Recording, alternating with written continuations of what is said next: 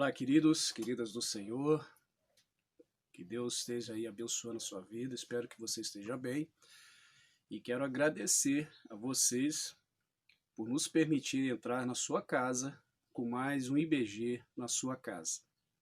Antes de iniciarmos o estudo, eu quero agradecer a você que já se inscreveu no canal da IBG e isso nos ajuda a divulgar cada vez mais aí o nosso canal, a nossa igreja.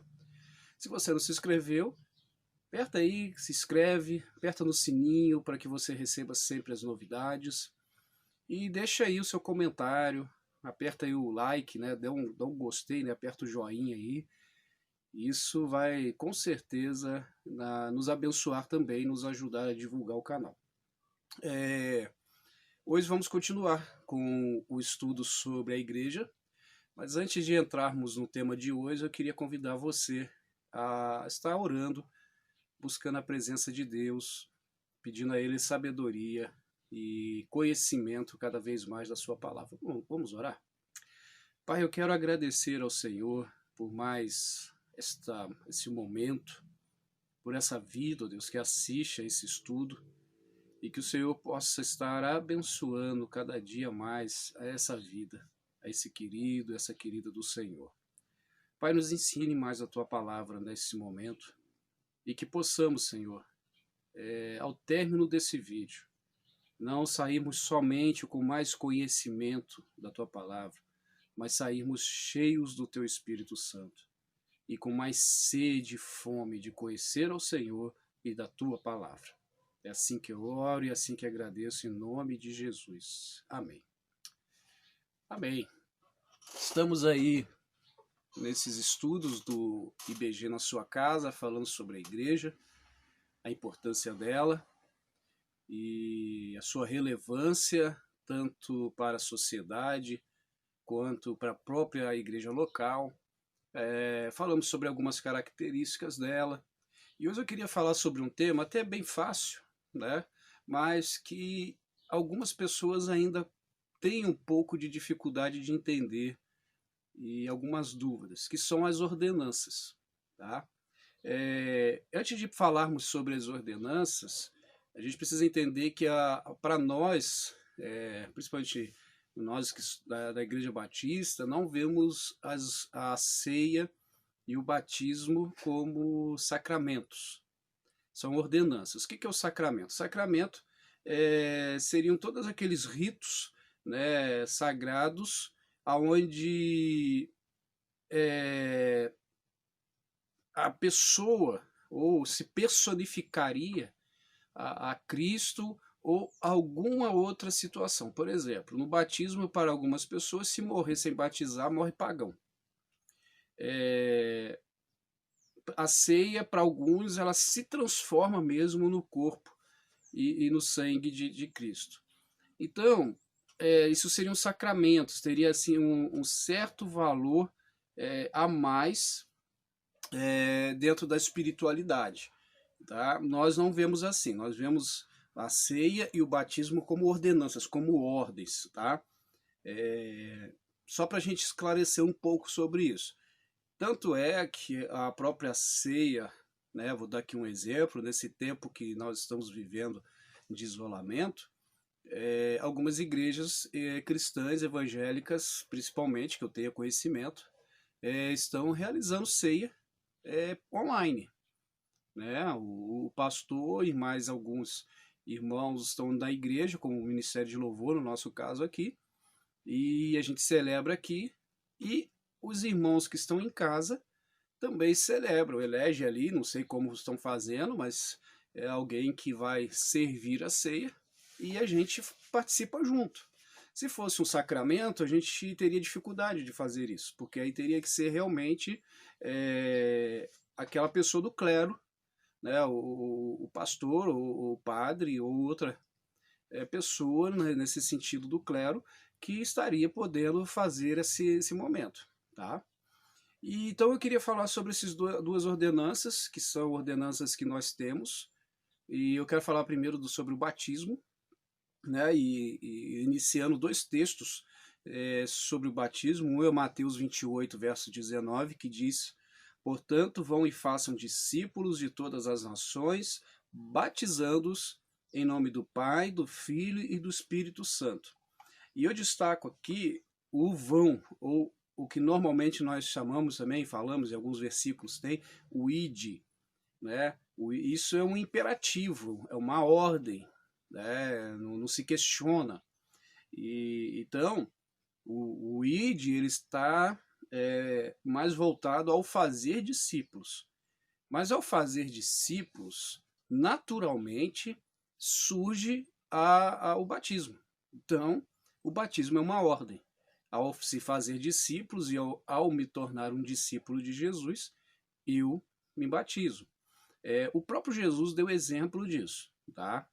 Quando ele vai iniciar o seu ministério, ele encontra-se com João Batista e por ele é batizado. Então ele deixou esse exemplo para nós. Então ele não está dando uma ordem a qual ele mesmo não seguiu. Então ele deu a ordem e ele mesmo seguiu.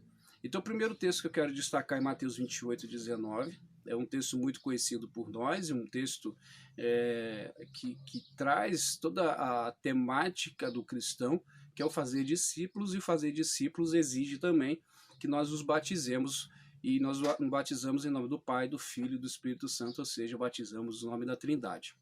O outro texto que eu quero destacar é Marcos 16, 16, que diz: quem crer e for batizado será salvo, mas quem não crer já está condenado. Bom, a ênfase aqui nesse versículo, ele está no crer, tá? Não é no batismo. E aqui já surge uma dúvida que sempre aparece na mente de algumas pessoas, se batismo salva. Não, batismo não salva. Mas batismo é para os salvos. Batismo é para aqueles que realmente creem que Jesus Cristo os salvou, os redimiu, os tirou, né, do pecado, pagou o preço por eles na cruz. Então todo aquele que crê, com certeza tem o desejo de ser batizado. Tem o desejo de descer às águas. A gente vai falar um pouquinho mais sobre isso. Então, ao ver Marcos 16, 16, nós também percebemos que há ali um chamado, uma ordenança. Quem crer e for batizado. Tá? A ênfase está no crer. Tá? O batismo é a decorrência desse crer em Jesus. O batismo ele tem esse simbolismo, ele retrata. Eu estava lendo isso no livro que eu estou usando, até não sei se ele ainda existe para vender, quero indicá-lo para você, pois ele é bem antigo, né? Eu tenho esse livro aqui desde 2001, tá? Mas se você encontrar, é um livro bem facinho de ler, que é o Teologia da Igreja, tá? Um livro bem legal, ele é da antiga editora Juerp, você vê como que ele é antigo, a Juerp já não existe mais, né? Talvez possa ter mudado de nome. O autor é o Ebenezer Soares de Ferreira, tá ok? E aqui ele estava comentando que o batismo ele parece um drama, né? Em 3 atos. E eu queria falar sobre isso com você. O primeiro ato é o ato da imersão. O que seria essa imersão? Imersão é mergulhar, né? Inclusive a própria palavra batismo, ela do grego, ela traz esse sentido de mergulhar, imergir, afundar, tá? E a imersão, ela tem um significado bem interessante para nós, pois ela traz à nossa mente o enterro. O momento em que a pessoa é mergulhada, o simbolismo que ele traz é como se fosse um enterro. Mas espera aí, eu vou então ser enterrado vivo? Não. O que você enterra é uma vida antiga. É um simbolismo. Você está enterrando, melhor dizendo, uma vida sem Cristo. Uma vida que era vivida de qualquer jeito.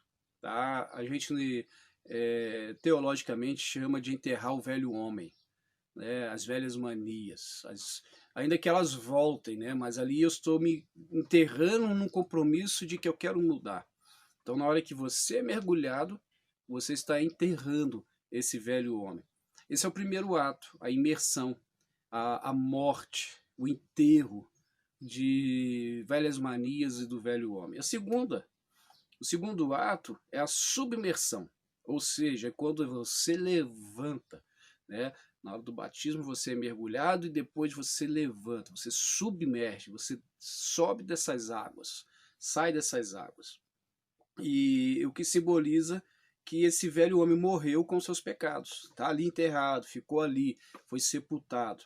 Colossenses capítulo 2, verso 12 diz: isso aconteceu quando vocês foram sepultados com ele no batismo, e com ele foram ressuscitados mediante a fé no poder de Deus que o ressuscitou dentre os mortos. Então, na hora que você levanta da água, é como se você estivesse ressuscitando para essa nova vida. É um simbolismo, tá? Você levantou, você, né, como se você realmente surgisse dos mortos e dissesse: olha, eu estou vivo, estou para uma vida nova, tá? O terceiro ato no batismo seria a imersão, ou quando você está saindo da água, né? Esse sair da piscina, esse sair do rio, sair do batistério, né? Seja lá onde você foi batizado, traz um significado muito interessante. Esse ato simboliza que nós estamos indo para uma nova vida. Nós fomos transformados e seremos e continuaremos nessa transformação e estamos caminhando para isso, estamos andando para isso. Se a gente se pegar esses três atos e fazer referência com aquilo que Jesus fez por nós, né? Vamos pensar agora. Jesus, você vai caminhar até ali o lugar que você vai ser batizado, batistério, piscina, rio.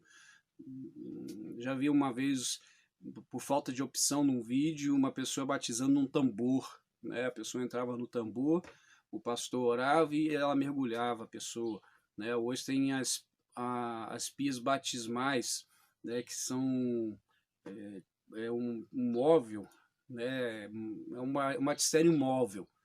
E isso é muito interessante para lugares pequenos. Então, enfim, onde você foi batizado e a pessoa... Então você está caminhando para ali. Jesus estava caminhando para a cruz, estava caminhando para a morte. Então, se a gente pensar, vamos pensar nesse simbolismo do batismo. Você está caminhando para o seu batismo. Você está caminhando para a sua morte do seu velho homem, da sua velha mulher, né, do seu velho eu. Né, aquele eu que desagradava a Deus. Ao você ser mergulhado, você está sendo sepultado. Quando Jesus morreu, ele foi levado para o túmulo. Então ele foi levado para a morte. Só que ele não ficou ali, ele ressuscitou. Então você também não fica ali mergulhado até o ponto de morrer dali realmente para a morte. Não, você levanta, você ressuscita. Né? Jesus, quando ressuscitou, ressuscitou glorificado. Né? Ele venceu a morte por nós. Quando você levanta, você está dizendo: eu estou vencendo o pecado que desagradava a Deus, o pecado que ofendia a Deus. Quando você sai da piscina, vamos pensar, simboliza quando Jesus saiu daquele túmulo e aí encontra com seus discípulos e ali dá as últimas ordens. Você, quando sai da piscina, você sai também com o compromisso de agora fazer novos discípulos, como foi feito com você. Então esse simbolismo, ele tem um poder muito grande, que não dá para ser negado, não dá para ficar deixando de lado e achar que batismo é simplesmente uma regra que a igreja cumpre. É uma regra, é uma ordem que a igreja cumpre, mas uma regra, uma ordem que foi deixada por Jesus. Então não dá para você negar e você fechar os seus olhos. Tá? O batismo, ela é a porta de entrada para aqueles que creem em Jesus Cristo para a família, que é a igreja. O batismo também, ele representa o testemunho seu, público, diante das pessoas que você conhece. Você está dizendo: olha, eu reconheço que Jesus Cristo é meu Senhor. Prova desse reconhecimento é que eu estou batizando. Tá? Na igreja primitiva, aqueles que iam ser batizados, eles tinham já a consciência de que provavelmente estavam assinando uma sentença de morte, pois muitos deles morreram realmente ali ao serem batizados, outros foram presos, torturados, muitos foram expulsos da sua família por serem batizados. Então a gente tem um privilégio de estar num país onde temos liberdade religiosa, você pode ser batizado, ninguém vai te matar, Mas infelizmente também por causa dessa liberdade religiosa, vemos aí o relapso de nós cristãos com relação à vida cristã e também com relação ao batismo. Quantas pessoas estão na igreja e não levam muito a sério isso, né? Até confessam Jesus Cristo como seu Senhor, mas parece que por um medo, não entendo por que elas se negam a descer as águas batismais. Então tá aí um pouco do simbolismo, desse memorial, né? Ou melhor, memorial vou falar agora, mas desse simbolismo do batismo e da sua importância. Ainda que seja um símbolo, ele tem uma importância, ok? Eu queria falar também sobre a ceia do Senhor. A ceia, sim, é um memorial, é algo que nós fazemos em memória do Senhor. Jesus instituiu a ceia logo após a Páscoa, né? Ele teve prazer nisso, né? O melhor dizendo, no momento da Páscoa, pouco antes, né? Ele fixa isso um pouco antes da sua morte e com seus discípulos. Lá em Lucas 22, verso 15, diz: desejei ansiosamente comer essa Páscoa com vocês antes de sofrer. Então Jesus está num momento íntimo com seus discípulos, só ele e os discípulos, e ele falou: olha, eu estava com muito desejo de participar dessa Páscoa com vocês, de estar nesse momento de ceia com vocês. Né? A ceia, ela tem um sentido de vir substituir a Páscoa, a Páscoa no sentido do que os israelitas viviam. Né? Os israelitas viviam a Páscoa da saída do Egito para a liberdade. Então eles celebravam a Páscoa. Em Êxodo capítulo 12, de 1 a 28, você encontra isso, né? Que eles matam um cordeiro puro, um cordeiro sem mancha, sem mácula, pintam o sangue dele na porta, comem aquela carne apressadamente, com ervas amargas. Então você encontra toda essa história ali em Êxodo capítulo 12. E a ceia, ela traz essa ideia também de liberdade, de nos trazer a liberdade. Tá? Na Páscoa, toda a família ia separar o cordeiro. Na ceia, nós temos ali o pão, que representa o corpo, e o vinho, ou suco de uva, que representa o sangue. Né? A ceia é esse memorial para trazer à nossa mente, ou relembrar em nossa mente, o sacrifício de Jesus. Tá? Ele foi o cordeiro que também foi entregue sem defeito. Ele sofreu o amargor da morte, e isso tudo para salvar você e a mim. Tá? O significado simbólico da ceia é trazer à nossa mente a relevância da cruz, nos relembrar, tá? O que a cruz fez. O pão, que representa o corpo, tá? Ele foi moído, assim como o trigo, foi triturado, debulhado. Assim também foi com Jesus, né? Que é o pão que desceu do céu. Lá em João 6,51 ele vai dizer que ele é o pão que desceu do céu. Também foi quebrado, que foi macerado para nos salvar.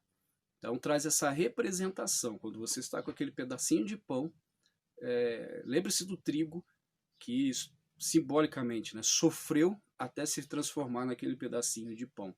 A sua salvação, a minha salvação, tem um cheiro de dor, mas que nós não temos mais, porque foi tudo depositado sobre Jesus Cristo por amor a você e a mim.